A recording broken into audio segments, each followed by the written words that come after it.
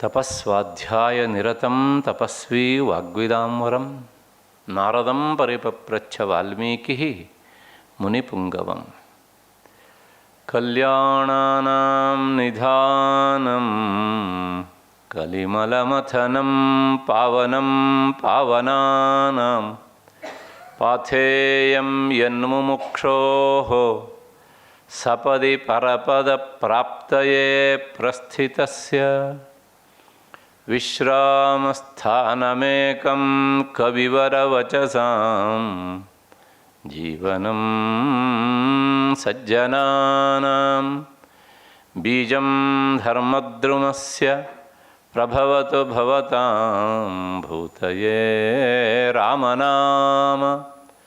ಬೀಜಂ ಧರ್ಮದ್ರುಮಸ್ಯ ಪ್ರಭವತು ಭವತಾಂ ಭೂತಯೇ ರಾಮನಾಮ.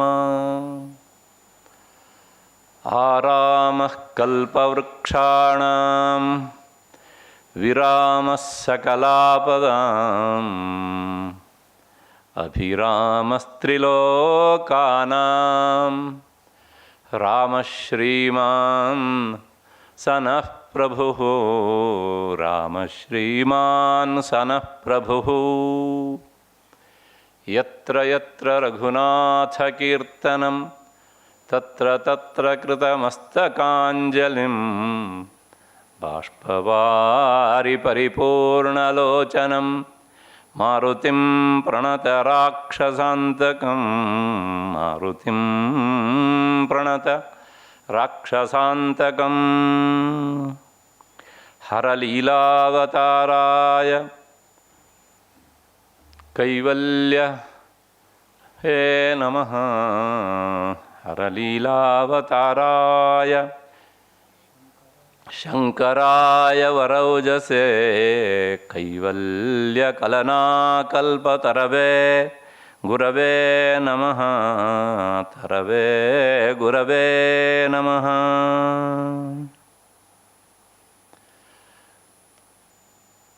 ಪರಮಪೂಜ್ಯರಾದ ಉಭಯ ಶ್ರೀಗಳವರ ಪದತಲಗಳಲ್ಲಿ ಸಾಷ್ಟಾಂಗ ಎರಗಿ ನನ್ನ ಮತ್ತು ನಿಮ್ಮೆಲ್ಲರ ಬುದ್ಧಿ ಗುಹೆಯನ್ನು ಬೆಳಗ್ತಾ ಇರುವಂತಹ ಶ್ರೀರಾಮ ಎನ್ನುವ ಮಹಾಚೈತನ್ಯಕ್ಕೆ ಅನಂತ ಪ್ರಣಾಮಗಳನ್ನು ಸಲ್ಲಿಸಿ ಈ ದಿನದ ಚಿಂತನೆಗೆ ಮುಂದಾಗ್ತಾ ಇದ್ದೇನೆ.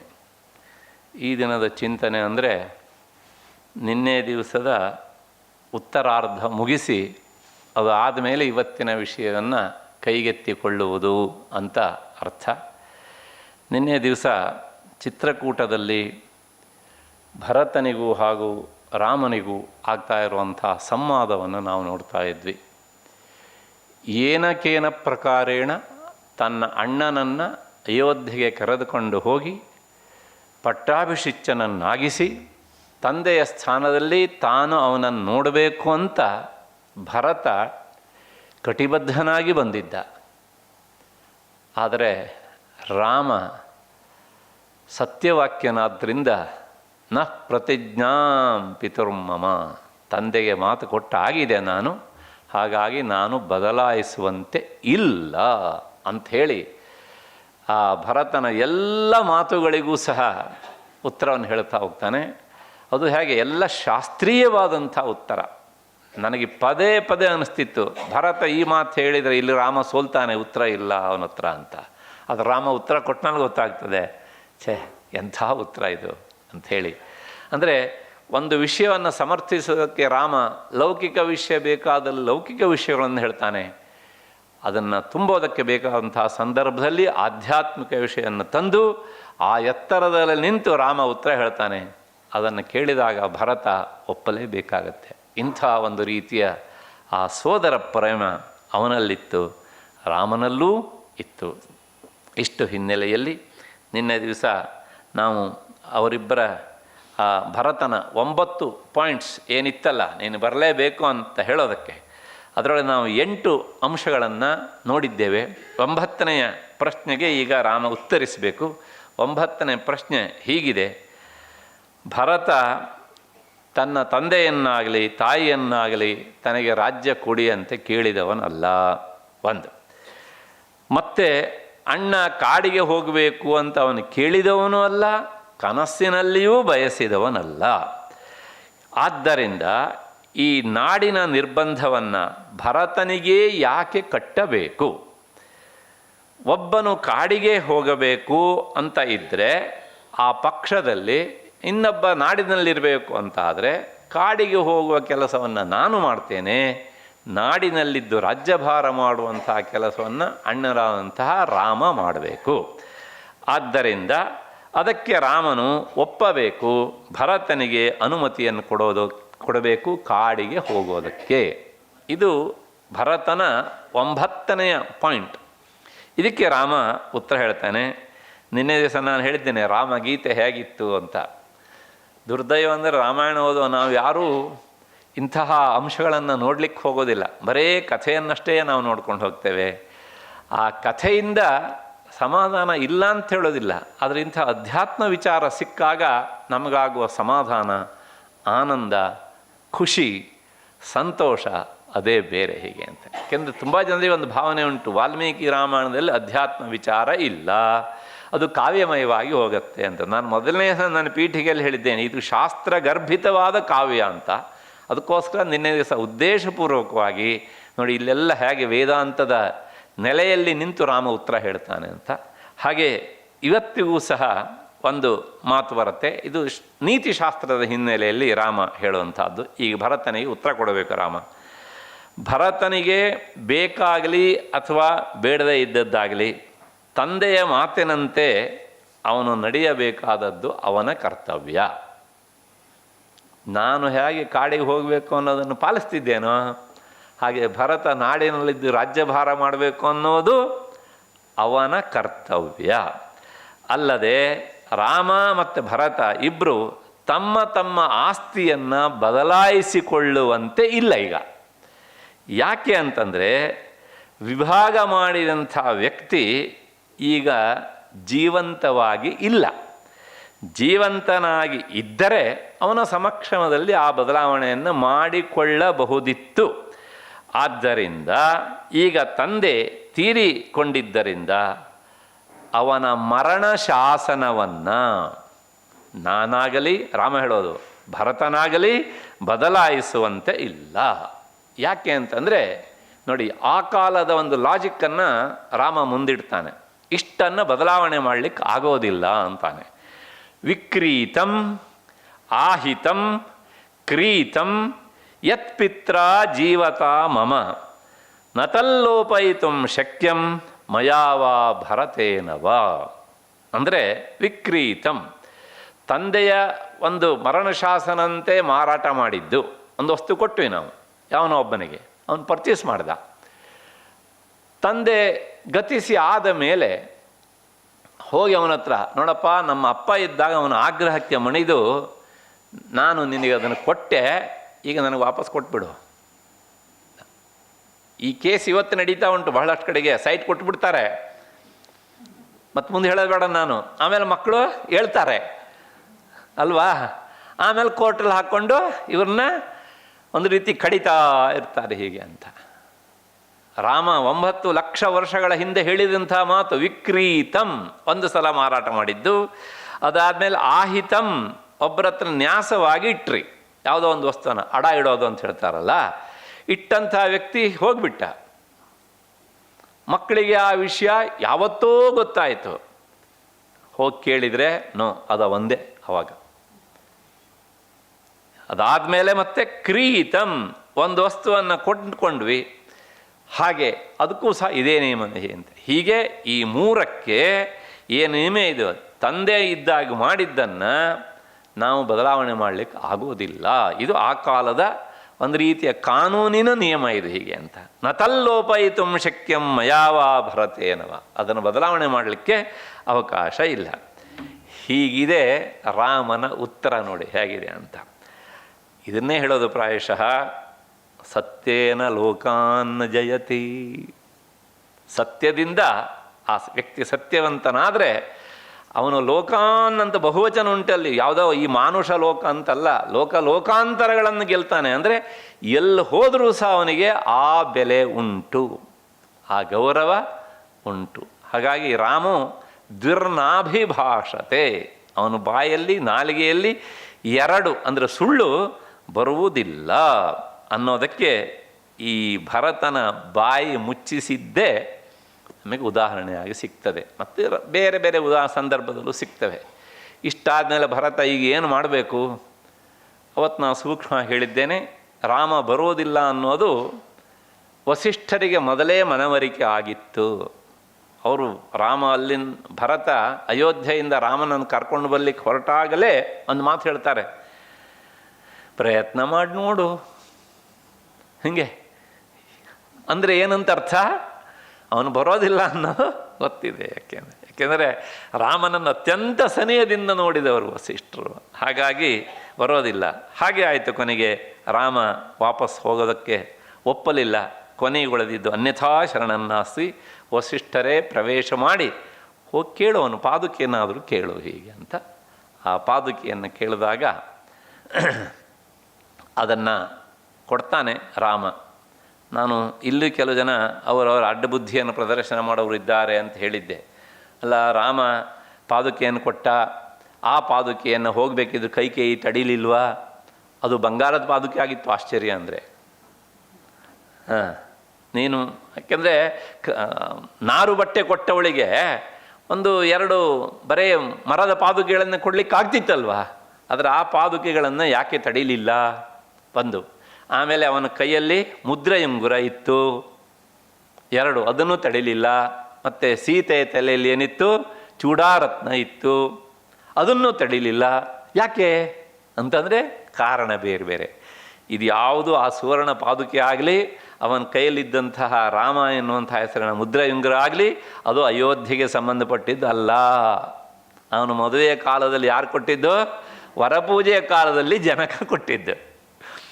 ಅಲ್ಲಿರೋ ಕೈಕೇಯಿ ಬಿಡ್ತಾ ಇರಲಿಲ್ಲ ಪ್ರಾಯಶಃ. ಅದನ್ನು ಕಳೆದಿಟ್ಟು ಹೋಗ್ಬಿಡಪ್ಪ ಅಂತ ಹೇಳ್ತಿದ್ಲೋ ಏನೋ ಹೀಗೆ ಅಂತ.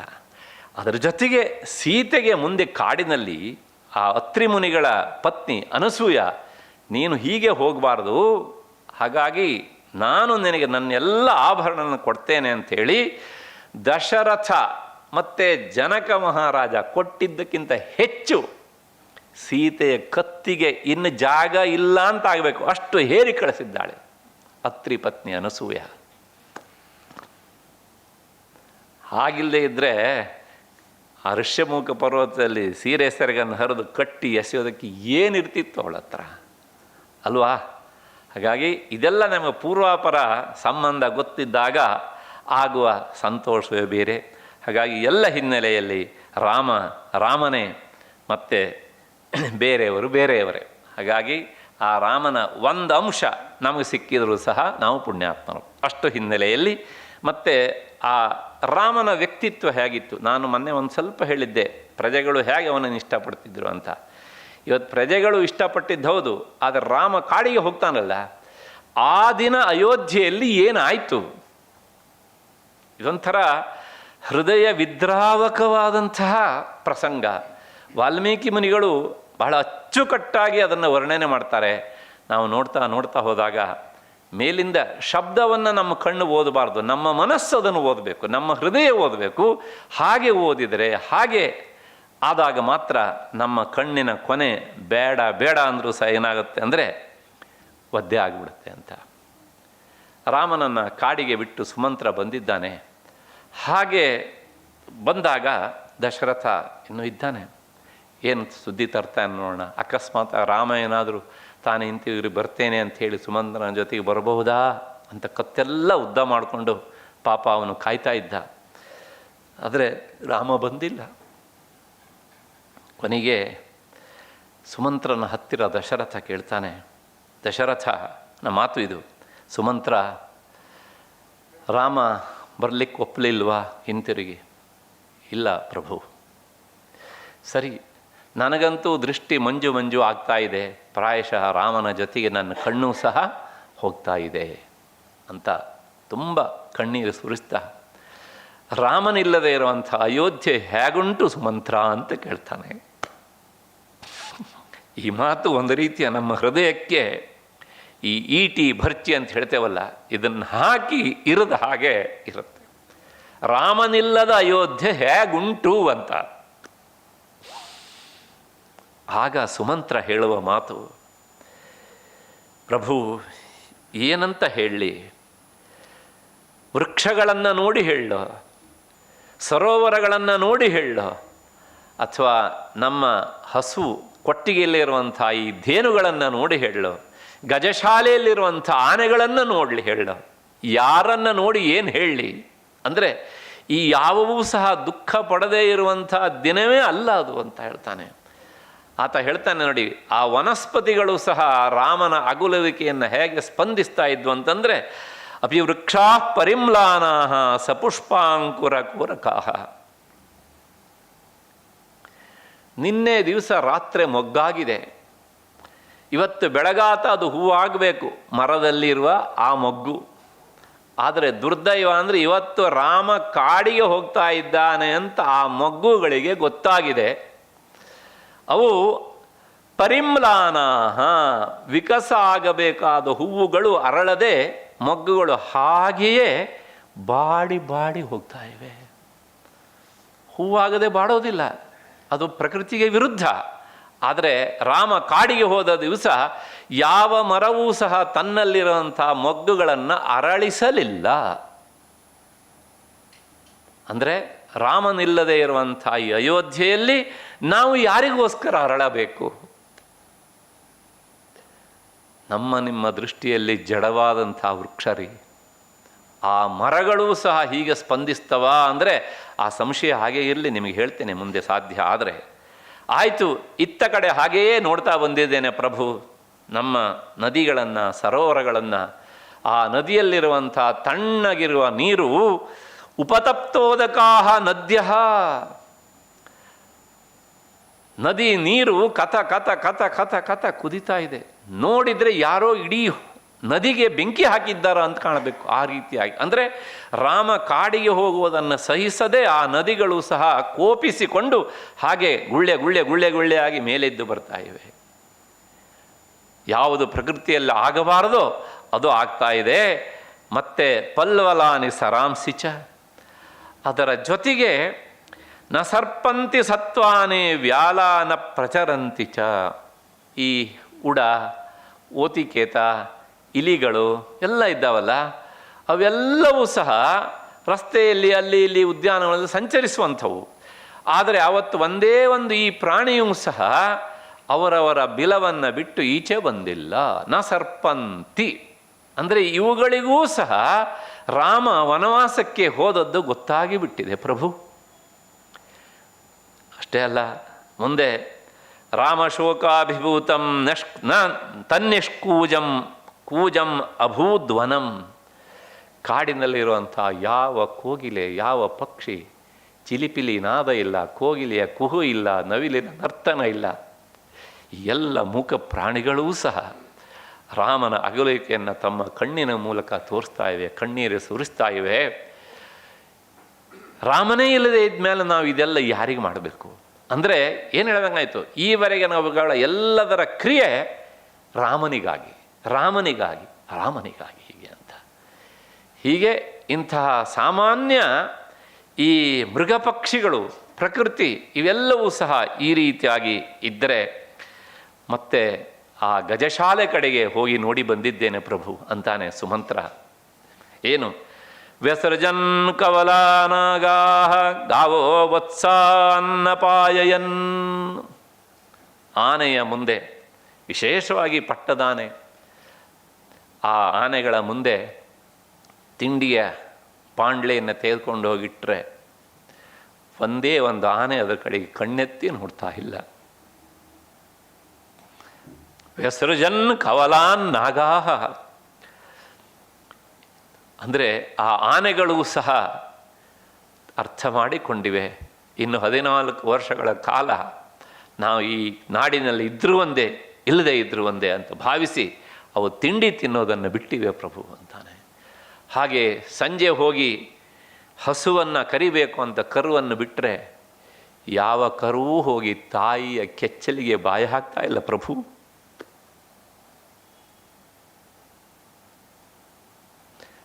ಅಕಸ್ಮಾತ್ ಯಾವುದಾದರೂ ಒಂದು ಕರು ಹೋಗಿ ಬಾಯಿ ಹಾಕಿದರೆ ತಾಯಿ ಹಸು ಇವತ್ತೂ ನಿನಗೆ ಸ್ತನ್ಯ ಮಾಡಬೇಕಂತ ತನ್ನ ಕಾಲನ್ನು ಎತ್ತಿ ತನ್ನ ಮುದ್ದಾದ ಕರುವಿನ ಮುಖಕ್ಕೆ ಒದೀತಾ ಇದೆ ಪ್ರಭು.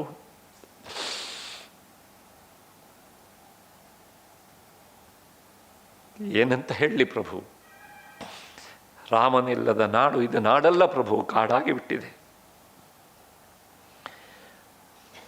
ಕೊನೆಗೆ ಹೇಳ್ತಾನೆ ಮುಂದುವರೆದು, ಊರ ಸ್ತ್ರೀಯರನ್ನು ನೋಡ್ತಾ ಬಂದಿದ್ದೇನೆ. ಅದೊಂದು ಮನೆಯಲ್ಲಿ ಒಂದು ತಾಯಿಗೆ ಮದುವೆಯಾಗಿ ಬಹಳ ವರ್ಷಗಳ ಕಾಲ ಮಗು ಆಗಲಿಲ್ಲ, ಸಂತತಿ ಆಗಲಿಲ್ಲ. ಪುತ್ರಂ ಪ್ರಥಮಜಂ ದೃಷ್ಟ್ವಾ ಜನನೇನಾಭ್ಯನಂದತ. ಕಂಡ ದೇವರಿಗೆ ಹರಕೆ ಹೊತ್ತಿದ್ದಾಳಿಗೆ, ನನಗೊಂದು ಮಗು ಆಗಲಿ ಅಂತ.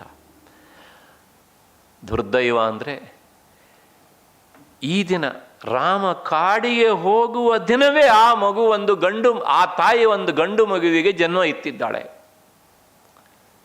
ಆದರೆ ಆಕೆಯ ಮುಖದಲ್ಲಿ, ಆಕೆಯ ಮನೆಯಲ್ಲಿ ಒಂದು ಗಂಡು ಕೂಸು ಬೇಕು ಅಂತ ಇಷ್ಟು ದಿವಸ ಏನು ಚಡಪಡಿಸ್ತಾ ಇದ್ರಲ್ಲ, ಆ ಚಡಪಡಿಸುವ ಒಂದಂಶವೂ ಇಲ್ಲ. ಮಿಗಿಲಾಗಿ ಆ ತಾಯಿಯ ಮನಸ್ಸು ಹೀಗಿತ್ತು, ಅದನ್ನು ಬಾಯಲ್ಲಿ ಹೇಳ್ತಿದ್ಲು, ಹೋಗಿ ಪ್ರಾರಬ್ಧವೇ ಇವತ್ತೇ ನೀನು ಹುಟ್ಟಬೇಕಾ ರಾಮ ಕಾಡಿಗೆ ಹೋದ ದಿನದಲ್ಲಿ ಎನ್ನುವ ಭಾವ. ಅಂದರೆ ಪ್ರಾಯಶಃ ಇತಿಹಾಸದಲ್ಲಿ ನೀನು ಯಾವತ್ತು ಹುಟ್ಟಿದೆ ಅಂತ ಯಾರಾದರೂ ಕೇಳಿದರೆ ರಾಮ ಕಾಡಿಗೆ ಹೋದ್ನಲ್ಲ ಅವತ್ತಲ್ಲೂ ಇದು ಹುಟ್ಟಿದ್ದು ಅಂತ ಎಲ್ಲರೂ ಮಾತಾಡ್ಕೊಳ್ತಾರೆ. ಇದು ಒಂದರ್ಥ. ಎರಡನೇದು, ಅವಳ ಮನಸ್ಸಿನ ಭಾವ, ಪ್ರಾಯಶಃ ಇಷ್ಟು ದಿವಸ ನಾನು ಮಕ್ಕಳಿಲ್ಲದೆ ಅದೊಂದೇ ದುಃಖ ಇತ್ತು, ಆಳುವ ಪ್ರಭು ಇದ್ದಾನೆ ಅಂತ ಸಂತೋಷ ಪಡ್ತಿದ್ದೆ. ಇವತ್ತು ನನಗೆ ಅನಿಸ್ತಾ ಇದೆ ಪ್ರಾಯಶಃ ಈ ಮಗು ಹುಟ್ಟಿದ್ರಿಂದಲೇ ರಾಮ ಕಾಡಿಗೆ ಹೋದ್ನ. ಎಷ್ಟೊಂದು ರೀತಿಯಲ್ಲಿ ಅದಕ್ಕೆ ವ್ಯಾಖ್ಯಾನಕಾರರು ಅರ್ಥ ಬರೀತಾರೆ.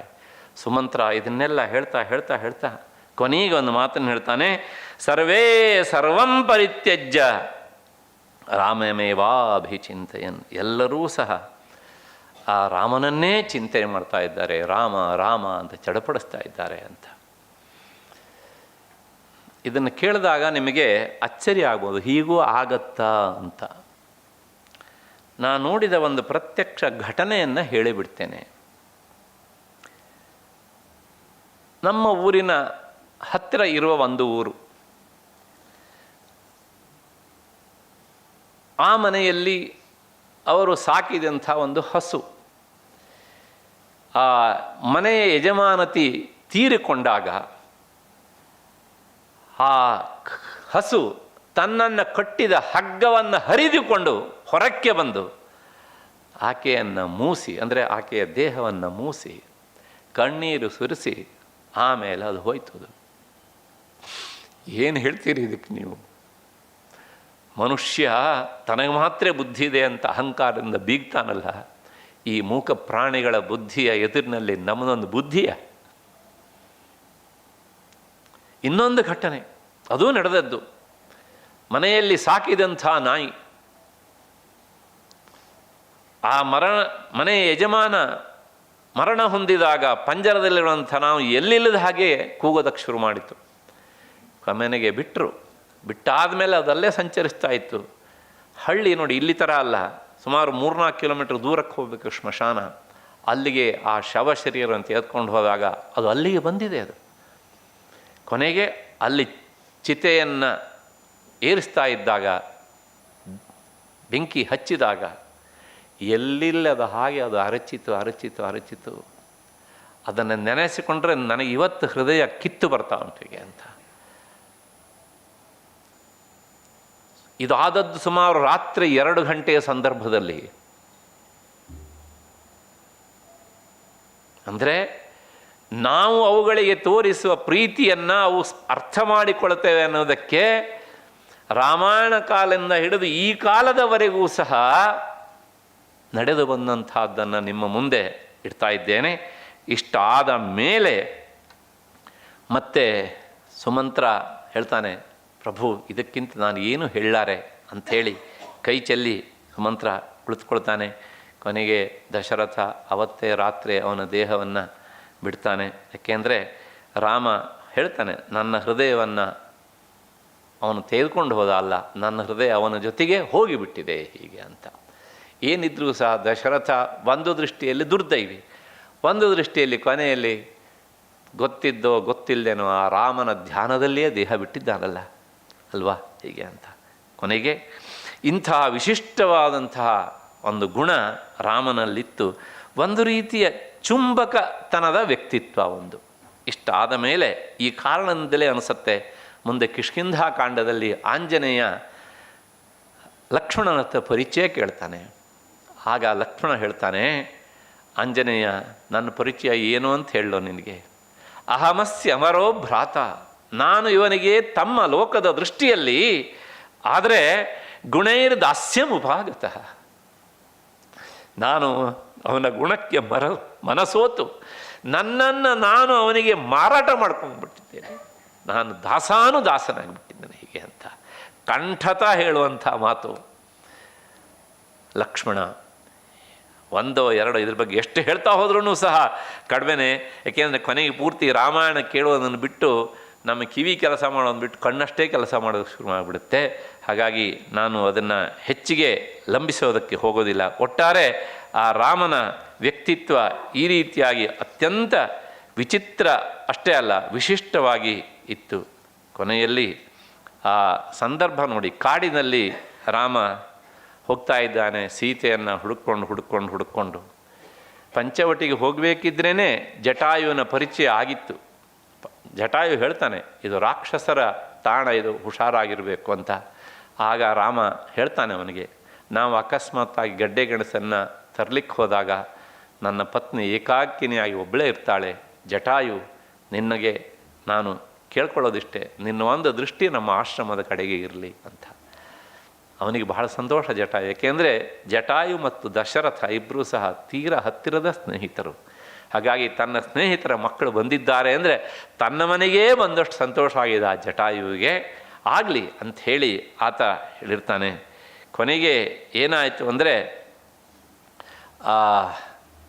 ರಾವಣ ಸೀತೆಯನ್ನು ಕದ್ದು ಒಯ್ಯುವಾಗ ಸೀತೆ ಅರಚಿದ್ದನ್ನು ಕೇಳಿದಂತಹ ಜಟಾಯು ಬಂದು ತಡೀತಾನೆ. ಈ ಕಥೆಯೆಲ್ಲ ನಿಮಗೆ ಗೊತ್ತು. ರಾವಣ ಅವನನ್ನು ತುಂಬ ಸಲ ತನ್ನ ಖಡ್ಗದಿಂದ ಹೊಡಿತಾನೆ. ಕೊನೆಗೆ ಅವನನ್ನು ಸಾಯಿಸಲೇಬೇಕು. ಯಾಕೆಂದರೆ ಜಟಾಯು ವಯಸ್ಸಾದ ವೃದ್ಧನಾದರೂ ಸಹ ತುಂಬ ಶಕ್ತಿ ಇತ್ತು ಅವನಿಗೆ. ಹಾಗಾಗಿ ಸೀತೆಯನ್ನು ಅವನು ಹದಪಾಟಿಗೆ ಎತ್ಕೊಂಡು ಹೋಗಲಿಕ್ಕೆ ಬಿಡಲಿಲ್ಲ ಅಲ್ಲಿ. ಹಾಗಾಗಿ ಅದನ್ನು ತಡೀತಾ ಅವನಿಗೆ ಅಡ್ಡಿ ಮಾಡಿದಾಗ ರಾವಣನಿಗೆ ಭಯ ಆಗತ್ತೆ. ಅಕಸ್ಮಾತ್ತಾಗಿ ಸೀತೆ ಈ ರೀತಿಯಾಗಿ ಕಿರುಚೋದು, ಈ ಜಟಾಯು ಬಂದು ನನ್ನ ಮೇಲೆ ಎರಗೋದು, ಮತ್ತು ನಮ್ಮಿಬ್ಬರ ನಡೀತಿರುವಂಥ ಈ ಒಂದು ಜಗಳದಿಂದಾಗಿ ರಾಮ ಲಕ್ಷ್ಮಣ ಅಕಸ್ಮಾತ್ ಬಂದೇ ಬಿಟ್ಟರೆ ನನ್ನ ಕೆಲಸ ಅಷ್ಟು ಏನಾಗುತ್ತೆ ಕೇಳಿದರೆ ಹಾಳಾಗಿ ಹೋಗುತ್ತೆ ಅಂಥೇಳಿ ಕೊನೆಗೆ ತನ್ನ ಆ ಖಡ್ಗವನ್ನು ತೆಗೆದು ಜಟಾಯುವಿನ ಆ ರೆಕ್ಕೆಗಳನ್ನೆಲ್ಲ ಕತ್ತರಿಸಿ ಬಿಡ್ತಾನೆ. ಕತ್ತು ಸಹ ಅರ್ಧ ತುಂಡಾಗಿ ಹೀಗೆ ನೆಲಕ್ಕೆ ಬಿದ್ದು ಜೋತಾಡ್ತಾ ಇರುತ್ತೆ, ಅಲ್ಲಾಡ್ತಾ ಇರುತ್ತೆ ಹೀಗಂತ. ಕೊನೆಗೆ ರಾಮ ಲಕ್ಷ್ಮಣ ಹುಡ್ಕೊಂಡು ಸೀತೆಯನ್ನು ಹುಡ್ಕೊಂಡು ಅದೇ ದಾರಿಯ ಮೂಲಕ, ಎಲ್ಲಿ ಜಟಾಯು ಬಿದ್ದಿದ್ನೋ ಅದೇ ದಾರಿಯ ಮೂಲಕ ಬರ್ತಾರೆ. ಬಂದಾಗ ಆ ಜಟಾಯು ಕೊನೆಯ ಗುಟುಕಿನ ಪ್ರಾಣವನ್ನು ಹಿಡಿದು ನಿಂತಿದ್ದಾನೆ. ಏಕೆಂದರೆ ನನ್ನದು ಕರ್ತವ್ಯ ಉಂಟು ಇಲ್ಲಿ. ರಾಮ ಲಕ್ಷ್ಮಣರಿಗೆ ಕೊನೆಯ ಪಕ್ಷ ಸೀತೆಯನ್ನು ಇಂಥವನು ಎತ್ತುಕೊಂಡು ಹೋಗಿದ್ದಾನೆ ಅಂತ ಹೇಳಿ ನಂತರ ನಾನು ಪ್ರಾಣ ಬಿಡಬೇಕು ಅಂತ ತನ್ನ ಪ್ರಾಣ ಪಕ್ಷಿಯನ್ನು ಈ ಪಕ್ಷಿ ಹಿಡಿದುಕೊಂಡಿದೆ. ಅಂಥ ಸಂದರ್ಭದಲ್ಲಿ ರಾಮ ಬಂದು ಕೇಳ್ತಾನೆ, ವಾಲ್ಮೀಕಿ ಮುನಿಗಳ ವರ್ಣನೆ, ನನ್ನ ತಂದೆಯ ಗೆಳೆಯ ಅಂತಾದಮೇಲೆ ಜಟಾಯು ತಂದೆಗೆ ಸಮಾನ ಅಲ್ವಾ? ಹಾಗ ಆ ಸ್ಥಿತಿಯಲ್ಲಿ ಅದನ್ನು ಎತ್ತು ರಾಮ ತಬ್ಬಿಕೊಂಡಂತೆ ರಕ್ತದ ಮಡುವಿನಲ್ಲಿ ಅದು ಹೊರಳಾಡ್ತಾ ಇದೆ. ಅದನ್ನು ಎತ್ತಿ ರಾಮ ತಬ್ಬಿಕೊಂಡಿರ್ತಾನೆ. ಕೊನೆಗೆ ಜಟಾಯು ಕೇಳ್ತಾನೆ ರಾಮ, ಏನು ಬೇಕು ನಿನಗೆ, ಏನು ಕೊಡಲಿ? ನನಗೇನೂ ಬೇಡಪ್ಪ, ನಿನಗೆ ಹೇಳಬೇಕು ಅಂತ ನಾನು ಬದುಕಿದ್ದೇನೆ ಅಂಥೇಳಿ ಸೀತೆಯನ್ನು ರಾವಣ ಹೀಗೆ ಅಪಹರಿಸಿದ್ದಾನೆ. ಅದನ್ನು ತಡೆಯಬೇಕು, ನಾನು ಪ್ರಯತ್ನ ಮಾಡ್ತಾ ಇದ್ದೆ, ನನಗಿಂಥ ಸ್ಥಿತಿಯನ್ನು ಆತ ತಂದು ನಿಲ್ಲಿಸಿದ್ದಾನೆ. ಆದ್ದರಿಂದ ನೀನು ಮುಂದಿನ ಕೆಲಸವನ್ನು ಕೈಗೊಳ್ಳು ಅಂತ ಹೇಳಿ ರಾಮ ನಾನು ಹೊರಡ್ತೇನೆ ಅಂಥೇಳಿ ಆ ರಾಮ ಅದನ್ನು ಮಡಿಲ ಮೇಲೆ ಇಟ್ಕೊಂಡಿದ್ದಾನೆ. ಆ ಮಡಿಲ ಮೇಲೆ ಜಟಾಯು ಪ್ರಾಣವನ್ನು ಬಿಡ್ತಾನೆ.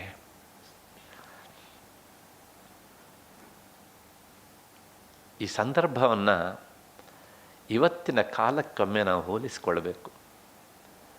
ತಂದೆ ತಾಯಿ ಮಕ್ಕಳನ್ನು ಪಡೆಯೋದು ಯಾಕೆ? ತಮ್ಮ ಕೊನೆಯ ಕಾಲದಲ್ಲಿ ಸಹಾಯಕ್ಕೆ ಬರಲಿ ಅಂತ ಅಲ್ವಾ? ಆದರೆ ಎಷ್ಟು ಜನ ತಂದೆ ತಾಯಿಯರಿಗೆ ಆ ಭಾಗ್ಯ ಸಿಗ್ತದೆ? ನನಗೆ ಗೊತ್ತಿದ್ದ ಹಾಗೆ ದಶರಥನಿಗೆ 4 ಜನ ಮಕ್ಕಳು. ಅವತ್ತು ಹೇಳಿದ್ದೇನೆ ನಾನು ಇದನ್ನು. ಆದರೆ ಅವನ ಸಾವಿನ ಸಂದರ್ಭದಲ್ಲಿ 4 ಜನ ಮಕ್ಕಳಲ್ಲಿ ಒಬ್ಬ ಮಗನೂ ದಶರಥನ ಸನಿಹದಲ್ಲಿ ಇಲ್ಲ.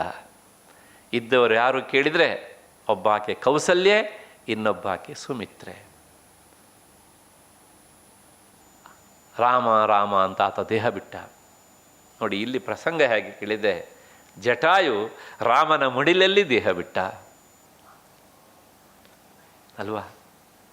ಅಂದರೆ ಯಾವುದೋ ಒಂದು ಪೂರ್ವ ಜನ್ಮದ ಸುಕೃತ ಅನ್ನೋದು ಕೆಲಸ ಮಾಡುತ್ತೆ ಅನ್ನೋದಕ್ಕೆ ಇದಕ್ಕಿಂತ ನಮಗೆ ಬೇರೆ ಉದಾಹರಣೆ ಬೇಕಾ ಹೀಗೆ ಅಂತ?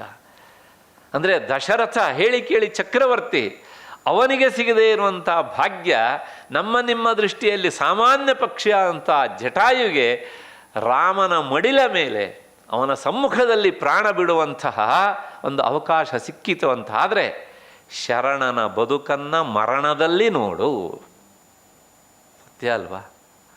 ಆದ್ದರಿಂದ ಜಟಾಯುಗೆ ಸಿಕ್ಕಿದ ಈ ಭಾಗ್ಯ ದಶರಥನಿಗೆ ಸಿಗಲಿಲ್ವಲ್ಲ. ಜಟಾಯುಗೆ ಸಿಕ್ಕಿತ್ತು ನಮಗೆ ಸಂತೋಷವೇ, ಆದರೆ ದಶರಥನಿಗೆ ಸಿಗಬೇಕಾಗಿತ್ತೇನೋ ಅಂತ ಅದಕ್ಕೋಸ್ಕರ ಅವತ್ತೇ ಒಂದು ಶಬ್ದ ಹೇಳಿದ್ದೇನೆ, ಅವನು ದುರ್ದೈವಿ ಅಂತ. ಇವತ್ತು ಪ್ರಾಯಶಃ ಅಂಥ ದಶರಥನಂಥ ದುರ್ದೈವಾದ ತಂದೆ ತಾಯಿಯರು ಎಲ್ಲ ಮನೆಗಳಲ್ಲೂ ಸಿಗ್ತಾರೆ ಪ್ರಾಯಶಃ. ಹಾಗೆ ಇಲ್ಲದಿದ್ದರೆ ಯಾಕೆ ಅಲ್ಲಲ್ಲಿ ಜೀವನ ಸಂಧ್ಯಾ, ವೃದ್ಧಾಶ್ರಮ ಇಂಥವುಗಳೆಲ್ಲ ಯಾಕೆ ನಾಯಿ ಕೊಡೆಗಳ ಥರ ತಲೆ ಎತ್ತಿದ್ದು ರೀ? ವಿದೇಶದ ಸಂಸ್ಕೃತಿಗೆ ಇಷ್ಟೆಲ್ಲ ನಮ್ಮನ್ನು ಮಾರಾಟ ಮಾಡಿಕೊಳ್ಳೋದ? ಬೆಂಗಳೂರಿನಂತೂ ಇವತ್ತು ರಸ್ತೆಯಲ್ಲಿ ಸಿಗ್ತವೆ. ಈ ಚಾಳಿ ಹಳ್ಳಿವರೆಗೂ ಸಹ ವ್ಯಾಪಿಸ್ತಾ ಇದೆ. ಹಳ್ಳಿಗಳಲ್ಲೆಲ್ಲ ಪ್ರತಿಯೊಂದು ಮನೆಯೂ ಸಹ ಇವತ್ತು ವೃದ್ಧಾಶ್ರಮ ಆಗ್ತಾ ಇದೆ. ಯಾಕೆ ಕೇಳಿದರೆ, ಕೆಲವರು ಬೆಂಗಳೂರು, ಅಲ್ಲಿಂದ ಇಲ್ಲಿಗೆ, ಇಲ್ಲಿಂದ ಅಮೇರಿಕಕ್ಕೆ, ಅಂದರೆ ವಿದೇಶಕ್ಕೆ. ಅಲ್ಲಿ ಹೋದ ಮೇಲೆ ಮತ್ತೆ ಪುನಃ ಜನನಿಯೂ ಇಲ್ಲ, ಜನ್ಮ ಭೂಮಿಯೂ ಇಲ್ಲ. ಅದೇ ಸ್ವರ್ಗಾದಪಿ ಗರಿಯಸಿ. ಇದಲ್ವಾ ದುರ್ದೈವ? ಹೌದಾನೆ? ಹಾಂ, ಸರಿ, ಇವಾಗ ಸರಿ. ಆಮೇಲೆ ಮುಂದೆ ಅವರಿಗೇನು ಕೇಳಿದರೆ, ಅವರಿಗೆ ಇಹವೂ ಇಲ್ಲ, ಪರವೂ ಇಲ್ಲ. ಅಂದರೆ ಕೇವಲ ಭೌತಿಕ ಜೀವನದ ಹಿಂದೆ ಬಿದ್ದು ಹೋದರೆ ಏನಾಗ್ತದೆ ಅನ್ನೋದಕ್ಕೆ ರಾಮಾಯಣ ನಮಗೆ ಅಲ್ಲಲ್ಲಿ ಇಂಥ ಉದಾಹರಣೆಗಳನ್ನು ಇಡ್ತಾ ಹೋಗ್ತದೆ. ಕೆಲವನ್ನು ನೇರವಾಗಿ ಹೇಳುತ್ತೆ, ಕೆಲವನ್ನು ಪರ್ಯಾಯವಾಗಿ ನಮಗೆ ತಿಳಿಸಿಕೊಡುತ್ತೆ. ಹೀಗಾಗಿ ಆ ಜಟಾಯುವನ್ನು ದಶರಥ ತನ್ನ ಮುಡಲೇ ಎತ್ಕೊಂಡು ಅದಕ್ಕೆ ಪ್ರಾಣ ಹೋಗೋ ಸಂದರ್ಭದಲ್ಲಿ ಪ್ರಾಯಶಃ ತನ್ನ ಕೈಯಿಂದ ನೀರು ಕುಡಿಸಿದಾನೋ ಬಿಟ್ಟಿದ್ದಾನೋ ಗೊತ್ತಿಲ್ಲ, ಆ ವಿಷಯ ಅಲ್ಲಿ ಹೇಳ್ತಾ ಇಲ್ಲ. ಆದರೆ ಒಂದು ಮಾತು ಹೇಳ್ತಾನೆ, ಲಕ್ಷ್ಮಣ ನಿಂತಿದ್ದಾನೆ, ರಾಮನ ಮಾತನ್ನು ನೋಡಿ. ಸರ್ವತ್ರ ಖಲು ದೃಶ್ಯಂತೆ ಸಾಧವೋ ಧರ್ಮಚಾರಿಣ ಶೂರಾಶರಣ್ಯ ಸೌಮಿತ್ರೇ ತಿರ್ಯಜ್ಞೋ ನಿಗತೇಶ್ವಪಿ. ಲಕ್ಷ್ಮಣ, ಈ ಒಳ್ಳೆತನ ಅನ್ನೋದು ಕೇವಲ ಮನುಷ್ಯರಿಗೆ ಮಾತ್ರ ಸೀಮಿತ ಅಲ್ವೋ? ಸರ್ವತ್ರ ಖಲು ದೃಶ್ಯಂತೆ, ಸರ್ವತ್ರ ಅಂದರೆ ಸರ್ವೇಷು ಪ್ರಾಣಿಷು ಅಂತ ಅರ್ಥ. ಎಲ್ಲ ಪ್ರಾಣಿಗಳಲ್ಲೂ ಕಾಣುತ್ತೆ. ಅವರು ಹೇಗಿರ್ತಾರೆ ಅಂದರೆ, ಕೆಲವು ಸಾಧವ ಧರ್ಮಚಾರಿಣ, ಅಷ್ಟು ಮೃದುವಾದ ಸ್ವಭಾವ, ಮತ್ತು ಧರ್ಮನಿಷ್ಠರಾಗಿರ್ತಾರೆ. ಈ ಜಟಾಯು ಇಲ್ಲಿದ್ದು ನಮ್ಮ ಆಶ್ರಮವನ್ನು ಆಗಾಗ ನೋಡ್ತಾ, ನಾವಿಲ್ಲದೆ ಇರುವಾಗ ಸೀತೆಯನ್ನು ಕದ್ದೊಯ್ಯುವಾಗ ಆತ ನನಗೋಸ್ಕರ ಪ್ರಾಣ ಬಿಡಬೇಕು ಅಂತ ಏನಾಯಿತು ಲಕ್ಷ್ಮಣ? ಅವನಲ್ವ ಧರ್ಮಚಾರಿ ಅಂತ. ಶೂರಾಹ ಶರಣ್ಯಾಹ ಮತ್ತು ಸೌಮಿತ್ರೇ ತಿರ್ಯಜ್ಞೋನಿಗತೇಶ್ವಪಿ. ನಾವು ಅಂದ್ಕೊಂಡಿರ್ತೇವೆ ನಾವು ಬುದ್ಧಿವಂತರು, ನಮ್ಮನ್ನು ಮೀರಿಸುವಂತಹ ಜನ ಅಥವಾ ವರ್ಗ ಇನ್ನೊಂದಿಲ್ಲ ಅಂತ. ನಮ್ಮಂಥ ಹುಂಬರು ಶುಂಠರು ಬೇರೆ ಇಲ್ಲ ಅಂತ ಅನಿಸುತ್ತೆ ಎಷ್ಟೋ ಸಲ ನೋಡಿದಾಗ. ಈ ಪಕ್ಷಿಯನ್ನು ನೋಡಿದರೆ ಇದಕ್ಕೆ ನಾವು ಸಮಾನವ ಅಂತಾನೆ ರಾಮ. ತಿರ್ಯಜ್ಞೋನಿಗತೇಶ್ವಪಿ. ತಿರ್ಯಜ್ಞೋನಿಗತೇಶ್ವಪಿ ಅಂದರೆ ಈ ಮೂರು ತರಹದ ಪ್ರಾಣಿಗಳು ನೋಡಿ. ವೃಕ್ಷಗಳು, ಅವುಗಳಿಗೆ ಆಹಾರ ಎಲ್ಲ ಹಾಕೋದು ನಾವು ಅವುಗಳ ಬುಡದಲ್ಲಿ. ನೀರು ಹಾಕೋದೆಲ್ಲಿ? ಅಲ್ಲಿ ಅಲ್ವಾ? ಅದು ಹಾಕಿದಾಗ ಅದು ಏನು ಮಾಡುತ್ತೆ? ಅದು ಮೇಲಕ್ಕೆ ತೆಗೆದುಕೊಂಡು ಹೋಗುತ್ತೆ ಅಲ್ವಾ? ಕೆಳಗೆ ಹಾಕಿದ ಆಹಾರವನ್ನು ಅದು ಮೇಲಕ್ಕೆ ಸ್ವೀಕಾರ ಮಾಡುತ್ತೆ. ಇಲ್ಲ, ಮರಕ್ಕೆ ನಮ್ಮನೆ ಗಿಡಕ್ಕೆ ಆಹಾರ ಹಾಕ್ಬೇಕಂದ್ರೆ ಯಾರಾದರೂ ಎಲೆಗೆ ಟೊಂಗೆಗೆ ಗೊಬ್ಬರ ಹಾಕ್ತಾರಾ? ತುದಿಯಲ್ಲಿ ಗೊಬ್ಬರ ಹಾಕ್ತಾರಾ? ಇಲ್ಲ, ಯಾಕೆ ಹಾಕೋದಿಲ್ಲ? ಅದರ ಸ್ವಭಾವ. ನೀವು ಬುಡದಲ್ಲಿ ಹಾಕಿದರೆ ಅದು ಮೇಲಕ್ಕೆ ತೆಗೆದುಕೊಂಡು ಹೋಗುತ್ತೆ. ಅದರ ಹೆಸರು ಉತ್ತಸ್ರೋತಸ್, ಅಂದರೆ ಮೇಲ್ಮುಖವಾಗಿ ಆಹಾರವನ್ನು ಎಳೆದುಕೊಂಡು ಅದು ತಿಂದು ಜೀರ್ಣ ಮಾಡಿಕೊಳ್ಳುತ್ತೆ. ನೀವು ಅಲ್ಲೇ ಹಾಕಬೇಕು ಅದಕ್ಕೆ ಅಲ್ವಾ? ಅದಾದಮೇಲೆ ನೆಕ್ಸ್ಟ್ ತಿರ್ಯಗ್ಗತಿ. ತಿರ್ಯಕ್ ಅಂದರೆ ತಲೆ ಮತ್ತು ಹೊಟ್ಟೆ ಎರಡು ಸಮಾನವಾದ ಅಳತೆಯಲ್ಲಿರಬೇಕು. ಉದಾಹರಣೆಗೆ ಹಸು, ಇಲ್ಲಿ ಬಾಯಿ ಉಂಟು, ಅದೇ ಲೆವೆಲಲ್ಲಿ ಏನುಂಟು? ಹೊಟ್ಟೆ ಉಂಟು. ಕುದುರೆ, ಇಲ್ಲಿ ತಲೆ, ಇಲ್ಲಿ ಹೊಟ್ಟೆ ಅಲ್ವಾ? ಹಾಗೆ ನಾಯಿ, ಇಲ್ಲಿ ತಲೆ, ಇಲ್ಲಿ ಹೊಟ್ಟೆ. ಅಂದರೆ ಅವುಗಳಿಗೆ ತಲೆಗೂ ಹೊಟ್ಟೆಗೂ ಅಂತರ ಇಲ್ಲ ಅಲ್ವಾ? ಹಾಗೆ ನಮಗೆ ಇಲ್ಲಿ ಬಾಯಿ ಹಾಕಿದ್ದೇಳು ಬರ್ತದೆ, ಕೆಳಗೆ ಬರ್ತದೆ ಅಲ್ವಾ? ಅಕಸ್ಮಾತ್ ಏನಾದ್ರು ನಾವು ತಿಂದಿದ್ದ ಮೇಲೆ ಹೋಗಿಬಿಟ್ರೆ ಪರ್ಮನೆಂಟಾಗಿ ಮೇಲೆ ಹೋಗ್ತಾನೆ ಅವನು. ಹಾಗಾಗದೇ ಇಲ್ಲಿ ಅಂತಾನೆ ಅಮ್ಮ ಸಣ್ಣ ವಯಸ್ಸಿನಲ್ಲಿ ಹಾಲು ಕುಡಿಸ್ಬೇಕಿದ್ರೆ ತಿಂಡಿ ಹೋಗ್ಬಿಟ್ರೆ ಸಾಕು, ಹಿಂಗೆ ತಟ್ಟೋದು ಹಿಂಗೆ ಕೆಳಗೆ ಬರಲಿ ಅಂತ ಅಲ್ವಾ? ಏನು ಹೇಳುತ್ತೆ ಅಂತಂದರೆ, ಈ ವೃಕ್ಷಗಳೆಲ್ಲ ಉತ್ತಸ್ರೋತಸ್ಸುಗಳು, ಅಂದರೆ ಅವುಗಳಿದ್ದು ಉದ್ಗತಿ. ಈ ಪಶುಗಳಿದ್ದೆಲ್ಲ ತಿರ್ಯಗ್ಗತಿ, ಮಾನವನದ್ದು ಅಧೋಗತಿ. ಇನ್ನು ಬಾಯಿ ಹಾಕಿದ ಕೆಳಗೆ ಬರೋದಲ್ವಾ? ವೃಕ್ಷಗಳಿಗೆ ಕೆಳಗೆ ಹಾಕಿದ್ರು ಮೇಲೆ ಹೋಗೋದಲ್ವಾ? ಇವುಗಳಿಗೆ ಇಲ್ಲಿ ಹಾಕಿದ್ದು ಇಲ್ಲೇ ಬರೋದಲ್ವಾ? ಹಾಗಾಗಿ ರಾಮ ಹೇಳ್ತಾನೆ, ಮನುಷ್ಯ ತಾನು ಎಲ್ಲಕ್ಕಿಂತ ಬುದ್ಧಿವಂತ, ನನಗೆ ತಲೆ ಇಲ್ಲಿದೆ ಅಂತ ಅಂದ್ಕೊಂಡಿದ್ದಾನೆ. ಅದರ ಗ್ರಹಚಾರ, ಅವನಿಗೆ ಆಹಾರ ಹಾಕಿದ್ದು ಕೆಳಗೆ ಬರ್ತದೆ ಅಂತ ಗೊತ್ತಿಲ್ಲ. ಹಾಗಾಗಿ ಇವನು ವಿಚಾರವು ದಿನದಿಂದ ದಿನಕ್ಕೆ ಕೆಳಮುಖವಾಗಿಯೇ ಹೋಗುತ್ತೆ ಅಷ್ಟೇ ಹೊರತು ಸಹ ಮೇಲ್ಮುಖವಾಗಿ ಹೋಗೋದಿಲ್ಲ. ಹಾಗಾಗಿ ಇಂತಹ ತಿರ್ಯಗ್ಯೋನಿಗತೇಶ್ವಪಿ ಅಂದರೆ ಈ ಅಡ್ಡಪಚನ ಕ್ರಿಯೆ ಅವುಗಳಿಗೆ. ವೃಕ್ಷಗಳಿಗೆ ಊರ್ಧ್ವ ಪಚನ ಕ್ರಿಯೆ, ಮನುಷ್ಯನಿಗೆ ಅಧೋಮುಖವಾಗಿ ಪಚನ ಕ್ರಿಯೆ. ಇದರ ಮೇಲೆ ತೀರ್ಮಾನ ಆಗುತ್ತೆ ಶ್ರೇಷ್ಠತೆ ಅನ್ನೋದು. ಇನ್ನೊಂದು ಸ್ವಾರಸ್ಯ ಹೇಳ್ಬಿಡ್ತೇನೆ ನೋಡಿ. ಈ ಸೃಷ್ಟಿ ಎನ್ನುವುದು ಒಂದು ಚಕ್ರ. ಈ ಚಕ್ರದಲ್ಲಿ ಮನುಷ್ಯ ಎಲ್ಲಿದ್ದಾನೆ? ಇವಾಗ ಇಲ್ಲಿದ್ದಾನೆ. ಮರಗಳಿಲ್ಲಿವೆ, ಇಲ್ಲಿವೆ. ಪ್ರಾಣಿಗಳೆಲ್ಲಿವೆ, ಇಲ್ಲಿವೆ. ಈ ಸೃಷ್ಟಿ ಚಕ್ರದ ಮಧ್ಯದಲ್ಲಿ ಈ ಸೃಷ್ಟಿ ಚಕ್ರ ಯಾವಾಗಲೂ ಹೀಗಿದ್ದದ್ದು ಹೀಗೆ ತಿರುಗತ್ತೆ. ಆವಾಗ ಈ ವೃಕ್ಷ ಎಲ್ಲಾಗತ್ತೆ ಅಂದರೆ, ಈಗ ವೃಕ್ಷ ಜನ್ಮ ಎತ್ತಿದಂತಹ ಸಸ್ಯಗಳು ಎಲ್ಲಿ ಬರ್ತವೆ? ಮೇಲೆ. ಇಲ್ಲಿದ್ದಂಥ ಮನುಷ್ಯ ಎಲ್ಲಿ ಬರ್ತಾನೆ? ಕೆಳಗೆ. ಯಾಕೆ ಅಂದರೆ ಇವನಿಗೆ ಒಂದು ಸಲ ಜನ್ಮ ಬಂದರೆ ಈ ಬೌಂಡ್ರಿಯನ್ನು ದಾಟ್ಕೊಂಡು ಹೋಗೋ ಪ್ರಯತ್ನ ಮಾಡೋದಿಲ್ಲ. ಎಲ್ಲೋ ಕೋಟಿಗೆ ಕೆಲವರು ಮಾತ್ರ. ಮರಗಳು ಹಾಗಲ್ಲ. ತಮಗೆ ಒಮ್ಮೆ ಜನ್ಮ ಬಂದಾಗ ಜೀವನದಲ್ಲಿ ಅಪ್ಪಿತಪ್ಪಿಯೂ ಸಹ ಇನ್ನೊಬ್ಬರಿಗೆ ಅಪಕಾರ ಮಾಡುವುದಿಲ್ಲ. ಮಾಡ್ತವ? ನೆರಳನ್ನು ಕೊಡ್ತವೆ, ಹೂವನ್ನು ಕೊಡ್ತವೆ, ಹಣ್ಣನ್ನು ಕೊಡ್ತವೆ, ಕೊನೆಗೆ ಸತ್ತ ಮೇಲೆ ಉರುವಲಾಗಿ ಕಟ್ಟಿಗೆಯಾಗಿ ಉಪಕಾರ ಮಾಡ್ತವೆ. ಮನುಷ್ಯ ಏನು ಉಪಕಾರ ಮಾಡ್ತಾನೆ? ಇವಂದು ಏನಾದ್ರು ಬರ್ತದೆಯಾ ಹಾಕೋದಕ್ಕೆ? ಇಲ್ಲ ಅಲ್ವಾ? ಆದ್ದರಿಂದ ಇವನು ಮತ್ತೆ ಮತ್ತೆ ಹುಟ್ಟಲಿಕ್ಕೆ ಬೇಕಾದೆಲ್ಲವನ್ನೂ ಮಾಡ್ಕೊಳ್ತಾನೆ. ಆದರೆ ಅವು ಹಾಗಲ್ಲ. ಒಂದು ಸಲ ಬಂದರೆ ಇಲ್ಲಿಂದ ಅವು ನೇರವಾಗಿ ಇಲ್ಲಿಗೆ ಬಂದು ನಿಲ್ತವೆ. ಇನ್ನು ಮಧ್ಯದಲ್ಲಿರುವವು ಅಲ್ಲೇ ಇರ್ತವೆ ಸಾಮಾನ್ಯವಾಗಿ. ಹಾಗಾಗಿ ತಿರ್ಯಗ್ಯೋನಿಗತೇಶ್ವಪಿ. ಅಷ್ಟೇ ಅಲ್ಲ, ಸೀತಾಹರಣಜಂ ದುಃಖಂ ನಮೇ ಸೌಮ್ಯ ತಥಾಗತಂ ಯಥಾ ವಿನಾಶಯ ಗೃಧ್ರಸ್ಯ ಮತ್ಕೃತೇಜ ಪರಂತಪ. ಈ ಕ್ಷಣದಲ್ಲಿ ಇದಿಷ್ಟು ಹೊತ್ತು ಲಕ್ಷ್ಮಣ, ನನಗೆ ಸೀತೆಯ ಅಪಹರಣವಾದ ದುಃಖಕ್ಕಿಂತಲೂ ಹೆಚ್ಚಾಗಿ ನನಗೆ ಈ ಗೃದ್ಧರಾಜನ ಮರಣ ಹೆಚ್ಚು ಕಾಡ್ತಾ ಉಂಟು.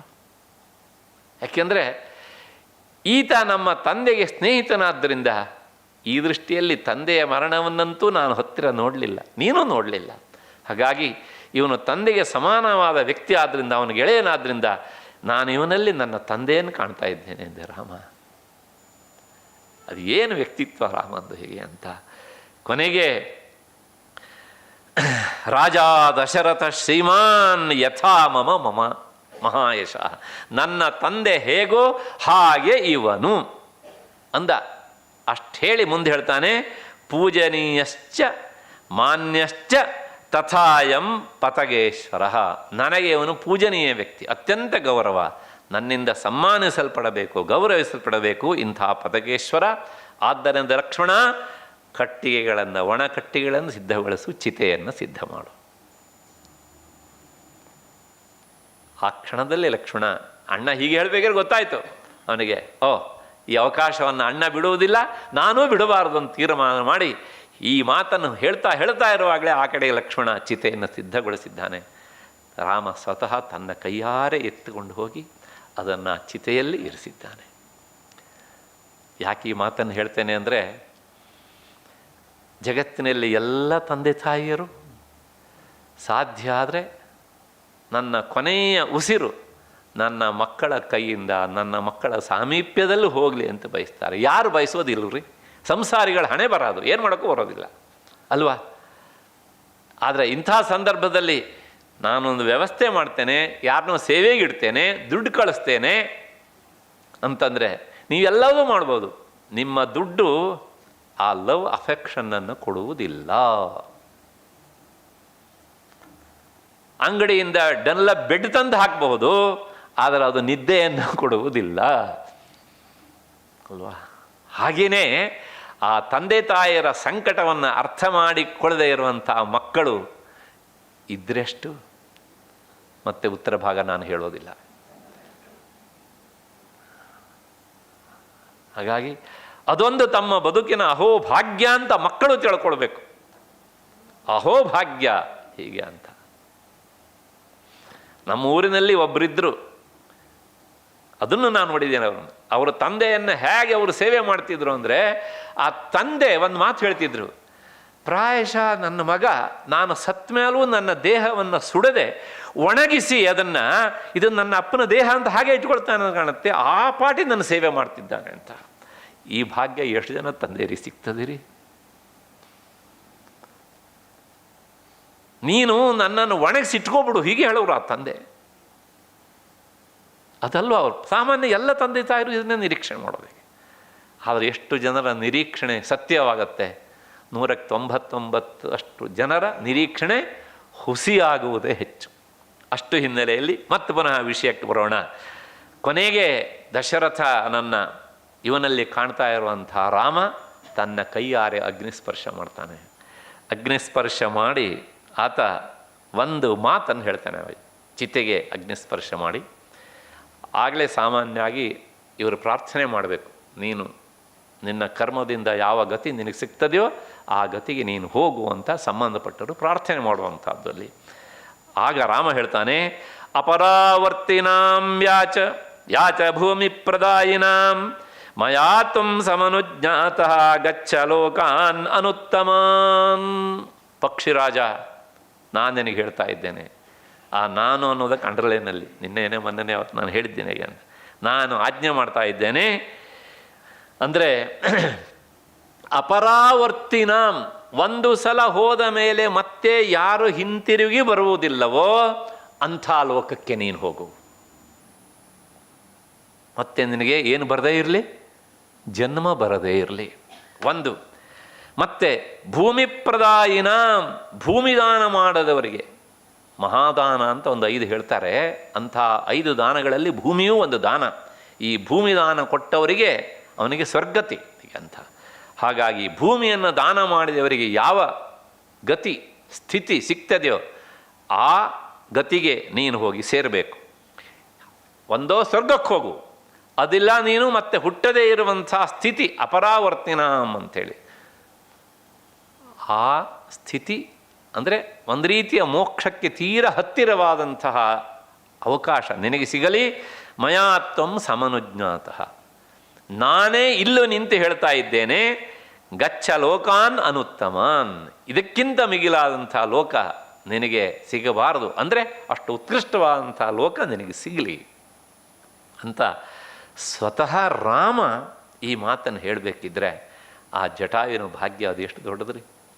ನಾನು ಅದಕ್ಕೋಸ್ಕರ ಹೇಳಿದ್ದೇನೆ, ದಶರಥ ಎಲ್ಲೋ ಒಂದು ಕಡೆಗೆ ಇಟ್ಟು ಹೋಲಿಸಿ ನೋಡಿದಾಗ ಪಾಪ ಅಂತ ಅನ್ನಿಸ್ಬಿಡುತ್ತೆ ನಮಗೆ. ಅಂದರೆ ಆ ದಶರಥ ಇವತ್ತಿನ ಎಲ್ಲ ಹತಭಾಗ್ಯರಾದ ತಂದೆ ತಾಯಿಯರ ಪ್ರತಿನಿಧಿಯಾಗಿ ನಿಂತುಬಿಡ್ತಾನೆ.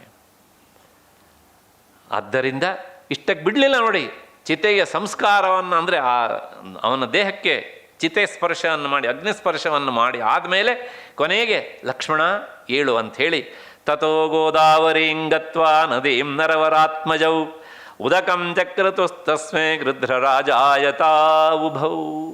ಗೋದಾವರಿ ನದಿಗೆ ಹೋಗಿ ಪಂಚವಟಿಯಲ್ಲಿ ಅಲ್ಲಿ ಆ ಗೃಧ್ರರಾಜನಿಗೆ ಅಂದರೆ ಜಟಾಯುವಿಗೆ ತರ್ಪಣ ಕೊಟ್ಟರಂತೆ ಅವರಿಗೆ.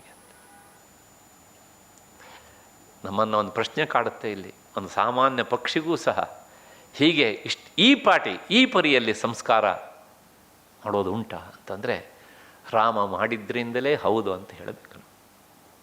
ಅದಕ್ಕಿಂತ ಹೆಚ್ಚಿಗೆ ಒಂದು ಸಣ್ಣ ಉಪಕಾರ, ಏನು ಸಣ್ಣ ಉಪಕಾರ, ಸಣ್ಣದಲ್ಲ ಅದು, ಈತ ತನಗೋಸ್ಕರ ಮೃತಿ ಹೊಂದಿದ್ದಾನಲ್ಲ, ಅದಕ್ಕಿಂತ ದೊಡ್ಡ ಉಪಕಾರ ಇನ್ನೊಂದು ಉಂಟಲ್ರಿ.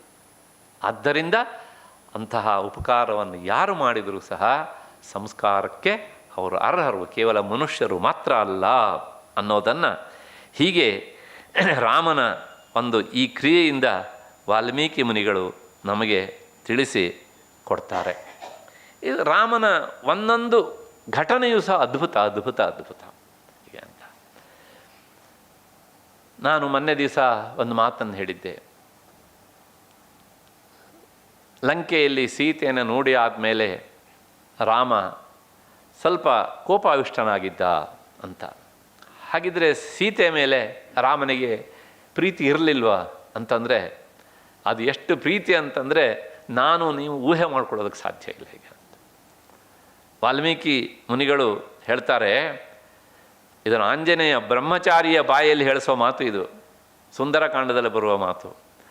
ಅಲ್ಲಿ ಸೀತಾದೇವಿ ಹತ್ತಿರ ಆಂಜನೇಯ ಹೇಳ್ತಾನೆ, ನೋಡಿ ಅವನ ಸಂದರ್ಭ ಹೇಗಿದೆ ಅಂದರೆ, ರಾಮ ನನ್ನನ್ನು ನೆನೆಸ್ಕೊಳ್ತಾನಾ ಅಂತ ಸೀತೆ ಕೇಳಿದರೆ, ಇಲ್ಲ ಅವನು ನಾರ್ಮಲ್ ಆಗಿದ್ದಾನೆ ಅಂದರೆ ಸೀತೆಗೆ ಬೇಸರ ಆಗುತ್ತೆ. ಅಂದರೆ ನಾನು ರಾವಣ ನನ್ನನ್ನು ಅಪಹರಿಸಿ ಹರಿಸ್ಕೊಂಡು ಬಂದಿದ್ದು ರಾಮನಿಗೆ ಲೆಕ್ಕಕ್ಕೆ ಇಲ್ವಾ, ನಾನು ನಗಣ್ಯನಾಗಿದ್ದರೆ ಅಂತ ಭಾವನೆ ಬರುತ್ತೆ.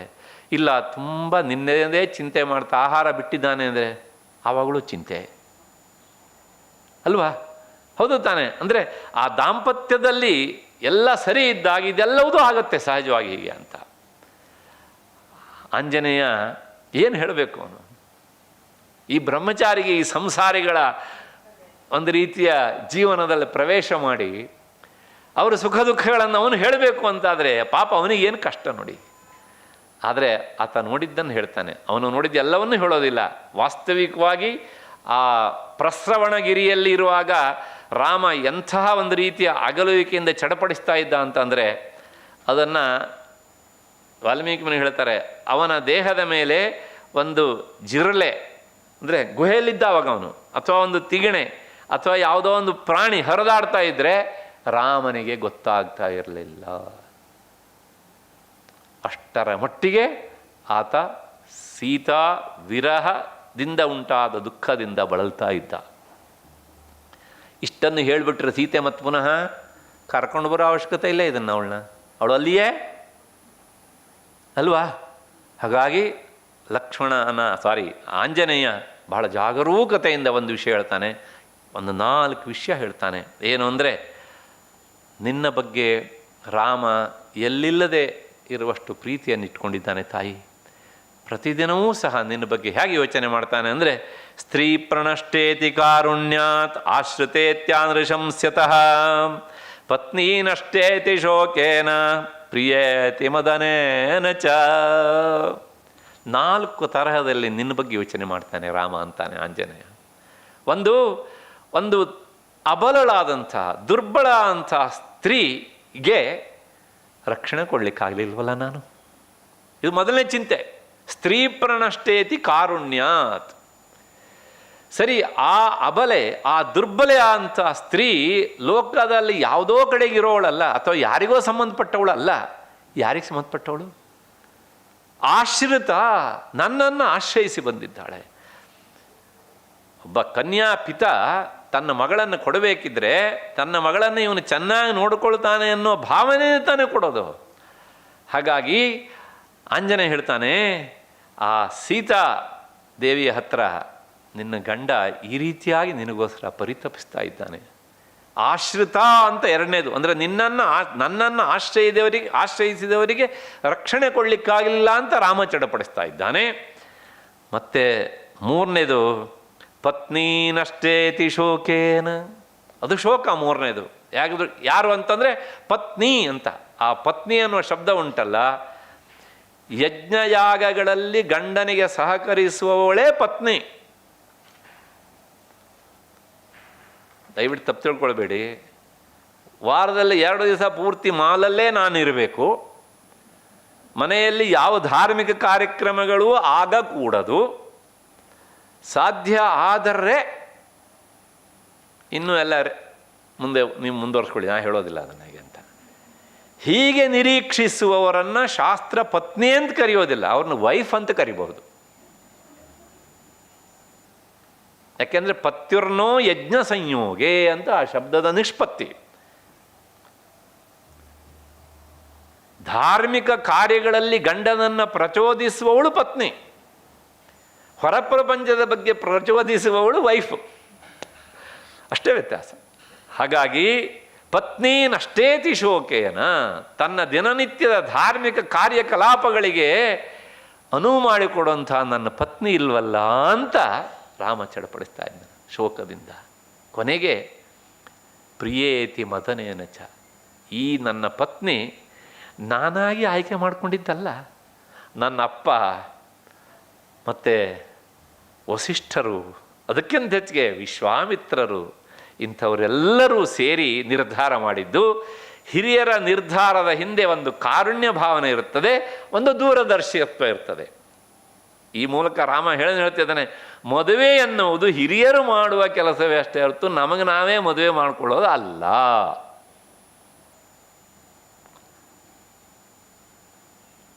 ಎಲೆಕ್ಟ್ರಿಕ್ ಕಂಬದ ಕೆಳಗೆ ಇಬ್ಬರೇ ಸೇರಿ ಮಾತನಾಡಿಕೊಳ್ತಾ ಇರುವಾಗಲೇ ಅದು ಫಕ್ಕಂತ ದೀಪ ಆರಿ ಹೋದರೆ ಮತ್ತು ಇವರು ಪ್ರೇಮವು ಫಕ್ಕಂತ, ಇದಕ್ಕಿಂತ ಒಳ್ಳೆಯ ಶಕನ ಬೇಕಾ ಮತ್ತೆ ಇಲ್ಲ ಅಲ್ವಾ?